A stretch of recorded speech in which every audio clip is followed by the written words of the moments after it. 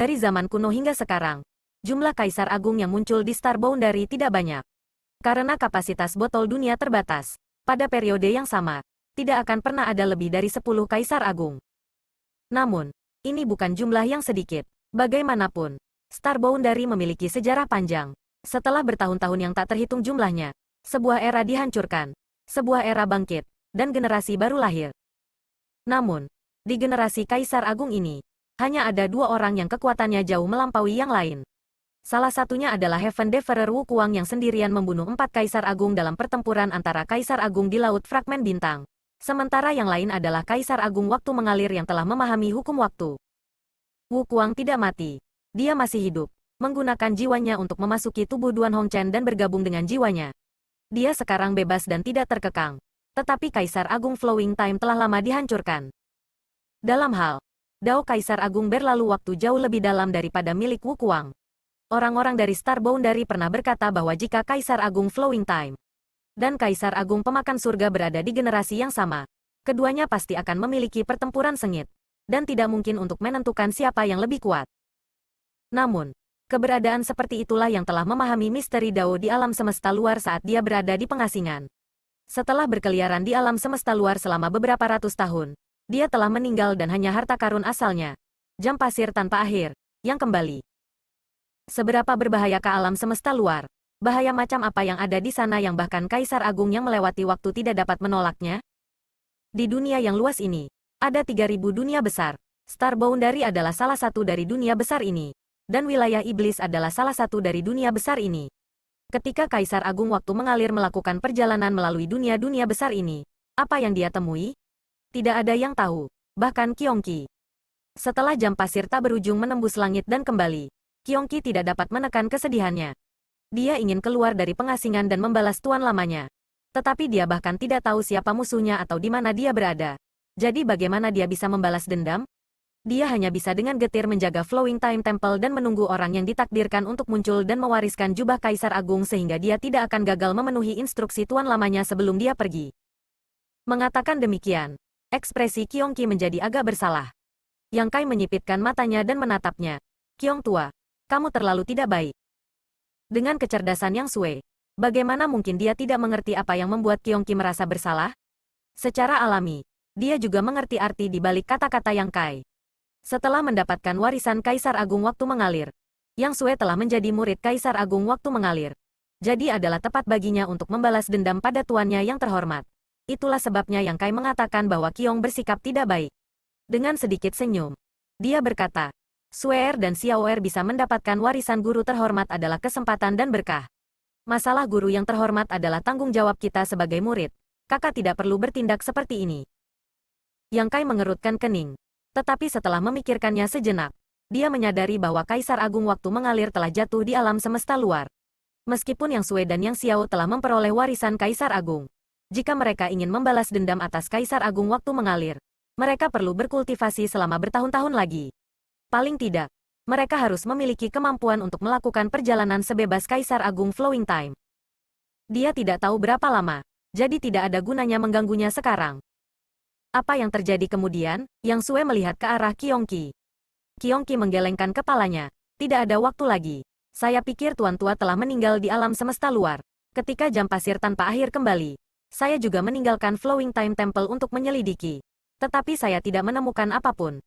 Sekarang tampaknya sisa-sisa Tuan Tua juga telah kembali ke Star Boundary. Hanya saja pelayan tua ini tidak dapat menyelidiki secara menyeluruh. Jika bukan itu masalahnya, dari mana Raja Angin mendapatkan kerangka Kaisar Agung Flowing Time? Saat dia berbicara, Qiongqi menoleh untuk melihat Raja Angin sementara Yang Sui juga berbalik untuk menatapnya. Masalah menemukan sisa-sisa Kaisar Agung Waktu Mengalir sekarang terserah pada Raja Angin. Sementara Yang Sui sedang berbicara dengan Yang Kai dan Qiongqi, tangannya juga tidak menganggur. Dari waktu ke waktu, dia akan memutar waktu agar Raja Angin tidak terluka terlalu parah dan langsung mati. Bagi Raja Angin, ini adalah siksaan yang lebih buruk daripada kematian. Meskipun Yang Xiao tidak menggunakan kekuatan penuhnya, dia masih berhasil memahami situasi dengan sempurna.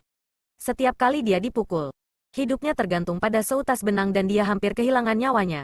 Tetapi setiap kali ini terjadi, Cahaya misterius akan keluar dari tangan gadis muda itu dan kekuatan tak terlihat akan menariknya kembali dari gerbang neraka sebelum dia dipukuli oleh Yang Xiao lagi. Wind Monarch telah berkultivasi selama bertahun-tahun, tetapi dia tidak pernah berpikir bahwa akan ada metode kejam untuk menyiksa seseorang di dunia ini. Dia telah mengembara di perbatasan antara hidup dan mati beberapa kali, dan ketakutan dan kepanikan besar yang dia rasakan dari kematian telah menelannya sepenuhnya. Ini benar-benar nasib yang lebih buruk daripada kematian. Meskipun dia adalah Kaisar Sudo, sulit baginya untuk mempertahankan hatinya. Pada saat ini, tubuhnya gemetar seperti burung puyuh di musim dingin, dan matanya dipenuhi ketakutan saat dia menatap Yang Xiao. Yang Xiao secara alami mendengar apa yang mereka katakan. Pada saat ini, Yang Xiao mengulurkan tangannya dan meraih kerah Wind Monarch, menariknya ke depan saat dia memelototinya dengan tajam. Apapun yang saya minta, kamu akan menjawab. Jika kamu tidak menjawab, tuan muda ini akan membuka perut kamu dan mengambil jantung, hati, limpa, dan paru-paru kamu satu persatu. Lalu rendam dalam anggur dan biarkan kamu memakannya satu persatu. Kamu telah melihat metode bibi kecil saya. Percayalah, bahkan jika saya menggali semua organ kamu, dia masih bisa membiarkan kamu hidup selama ribuan atau bahkan 10.000 tahun.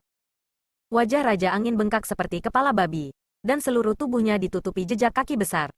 Ketika Yang Xiao berbicara, dia tidak bisa tidak memikirkan adegan dia memakan organ internalnya sendiri, menyebabkan dia menggigil dan mengangguk lemah. Jadi bagaimana jika dia adalah Kaisar Sudo? Setelah siksaan yang tak tertahankan menembus penghalang psikologisnya, penampilannya tidak jauh lebih baik. Dari mana kamu mendapatkan kerangka itu? Yang Xiao memotong langsung ke pengejaran. Wind Monarch membuka mulutnya dan meludahkan dua kata. Meskipun suaranya lembut, semua orang di aula mendengarnya dengan jelas. Dia mengacu pada Laut Timur. Laut Timur sangat luas, dan ada banyak pulau yang tersebar. Ada juga banyak pulau roh. Dan yang paling terkenal adalah Pulau Naga dan Pulau Binatang Roh. Namun, ini tidak berarti bahwa tidak ada pulau roh atau sekte lain di Laut Timur. Sebaliknya, ada banyak sekte dan pulau roh seperti itu. Tetapi mereka semua dibayangi oleh Pulau Naga dan Pulau Binatang Roh. 300.000 kilometer jauhnya dari Pulau Binatang Roh, ada sebuah pulau di mana ada sekte kecil.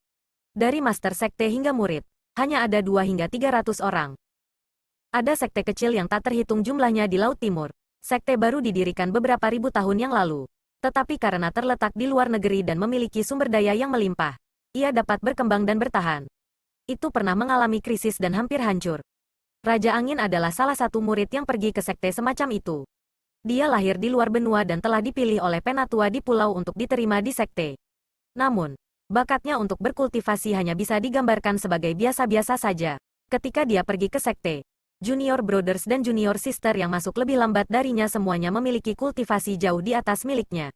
Sesepuh di sekte tidak memiliki harapan yang tinggi dari dia dan tentu saja tidak peduli dengan dia. Raja Angin cukup santai. Setiap hari, selain belajar, dia akan bermain-main. Dia suka menyelam, dan afinitas airnya juga bagus.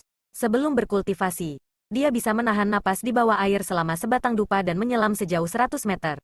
Setelah berkultivasi, dia bisa dengan mudah menyelam ribuan meter ke laut. Kerangka Kaisar Agung adalah sesuatu yang dia temukan jauh di dalam laut ketika dia menyelam. Pada saat itu, dia tidak terlalu memikirkannya. Tetapi kemudian dia menemukan bahwa itu luar biasa.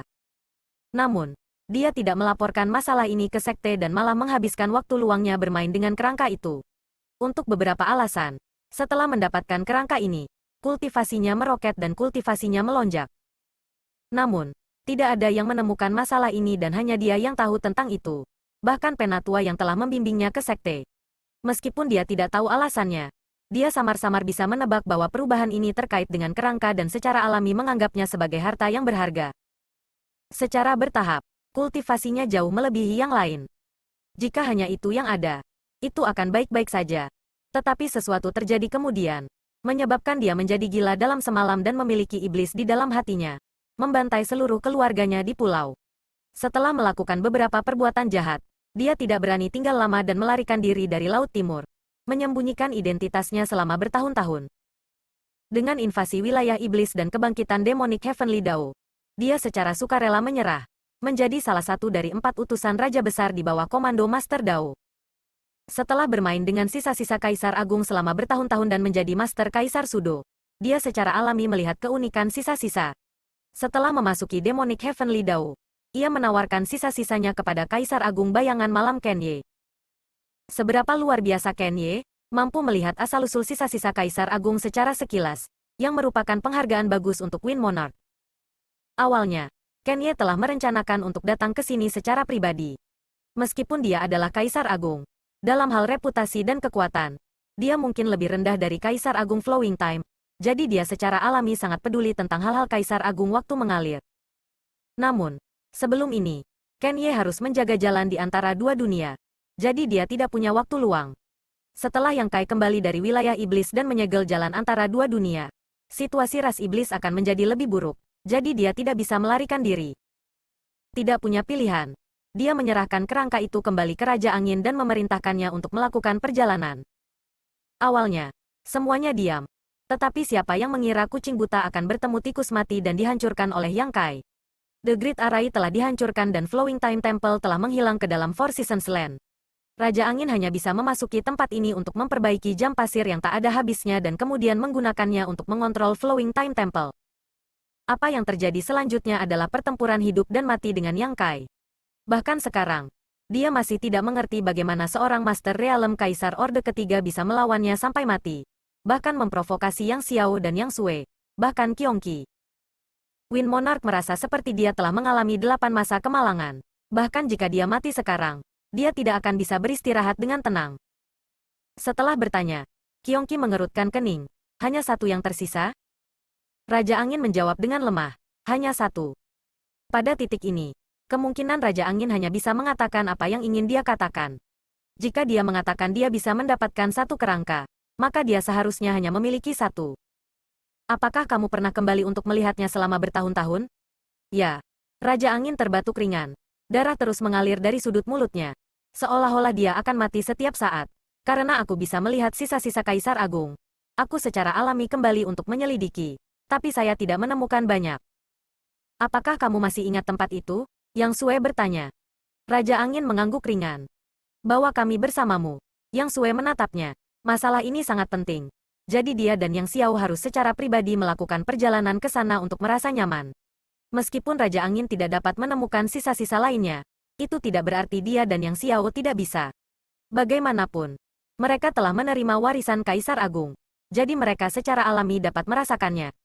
Jika ada Kaisar Agung lainnya yang tersisa di kedalaman laut, selama mereka berada dalam jarak tertentu, mereka pasti akan dapat menemukannya. Ketika seseorang berada di bawah atap, mereka tidak punya pilihan selain menundukkan kepala. Raja Angin secara alami setuju.